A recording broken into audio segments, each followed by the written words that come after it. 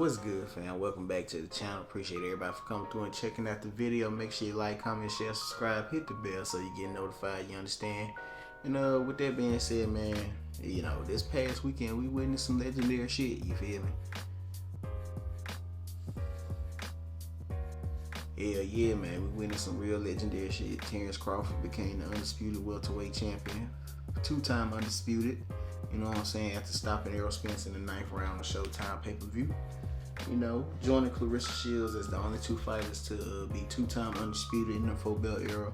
First male to be two-time undisputed in the 4-belt era. So yeah, man, there was some history that we seen a couple of days ago, man. And me personally, I'm still thinking that shit it's still on my mind. You know what I'm saying? That's pretty much the hottest topic going around in boxing right now, bro. You know what I'm saying? It's just how dominant and the fashion that the way that way that Terence Crawford went about getting the dub, you know what I'm saying? It's just nobody, I ain't gonna say nobody expected that, but very few people expected for it to go that way. You know what I'm saying?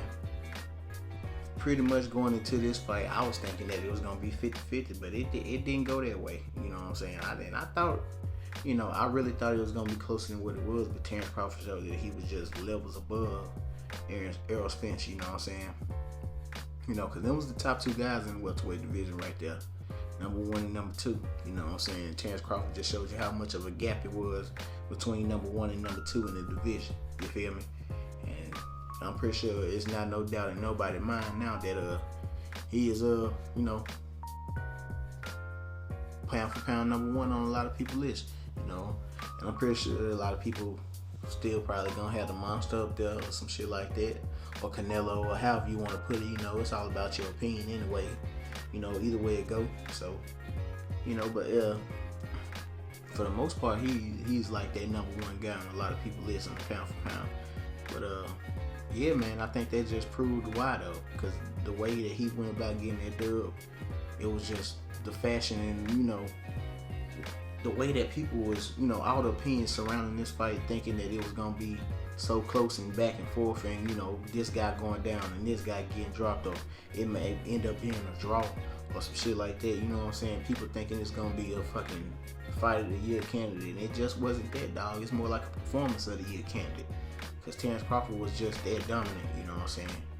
He was just levels above him. You feel me? Anything Errol Spence wanted to do, Terence Crawford immediately took it away from him. You know what I'm saying? He out-jabbed him, which was surprising, because nobody expected. That jab was stronger than a motherfucker, you know what I'm saying? It's like every time he hit him with it, it affected him. You know what I'm saying? In some kind of way, and you could see it. You know what I'm saying? He was able to fight on the inside better than what I was expecting before the fight. You feel me? It was fucking him up on the inside. And he was able to put pressure on Errol Spence and make him fight off the back foot, So, yeah, man. It's like, shit.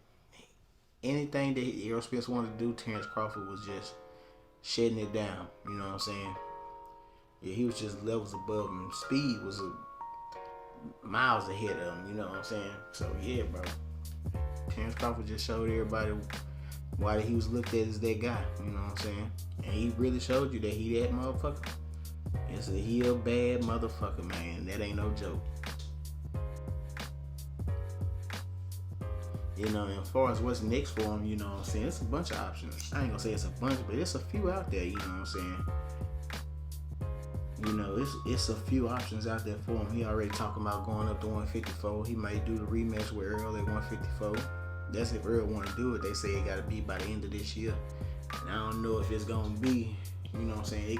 That possibly might not end up happening, but he can still go up to 154. You know what I'm saying? We know Jermell Charlo busy with Canelo later on this year, like in September, at the end of September. So that fight gonna have to wait. You know what I'm saying? Could fight Boots. Defend his title, because I think he like the IBF mandatory or some shit like that. But yeah, man, it's a bunch of I ain't gonna say it's a bunch, but it's a few options out there. Some people thinking the Tank Davis fight would be good, you know what I'm saying? So yeah, man, in my opinion, it's a few fights out there for him. But as far as right now, man, I don't think a rematch with Errol would be in the near future, no time soon. I doubt that they do that by December, if I'm being honest. And just speaking on Errol Spence, bro, it's like he showed a lot of heart, a lot of grit and determination. You know what I'm saying? But he never gave up. You feel me? Because every time he went down, he got right back up and shit. He got right back to work and tried to do the best he could. You know what I'm saying? He really was trying the best that he could. But shit, like I said, bro, Terence Crawford was just locked in. He was just on a different type of time, man. But that ain't no reason for nobody to think that he should retire or that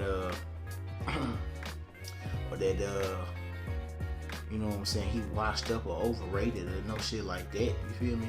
Just because it shouldn't be no shame in losing to a pound for pound great like Terence Crawford. You know what I'm saying? This dude was on the pound for pound list at the time, and I'm pretty sure he probably still on there.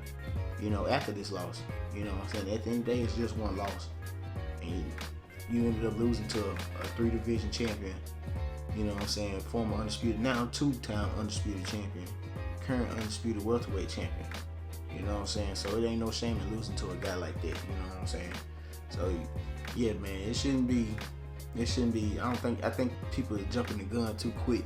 It was just, the way he went about losing. I think that's what got people in the uproar calling for him to retire and shit like that. And you can throw in a car crash and a retina surgery and shit like that, but he bounced back from the car surgery. You know what I'm saying? He bounced back from the retina. Not the car surgery, car crash. He bounced back from the retina surgery. So shit. Who's to say that he can't bounce back from a loss? I think it was just the way that he lost is what got people fucked up, though. But yeah, man, I think he can come back from this, bro. And he was already talking about going up to 154. So who's to say that the weight, that the weight cut didn't play a role in this? Because he was probably the biggest welterweight at the time. You feel me? In the division. So yeah, man, with that being said, bro, that's all I got, man. Appreciate everybody for coming through and checking out the video. Make sure you like, comment, share, subscribe. Hit the bell so you get notified. This, that, and the third. Check out the podcast, and I'm out, man. Peace.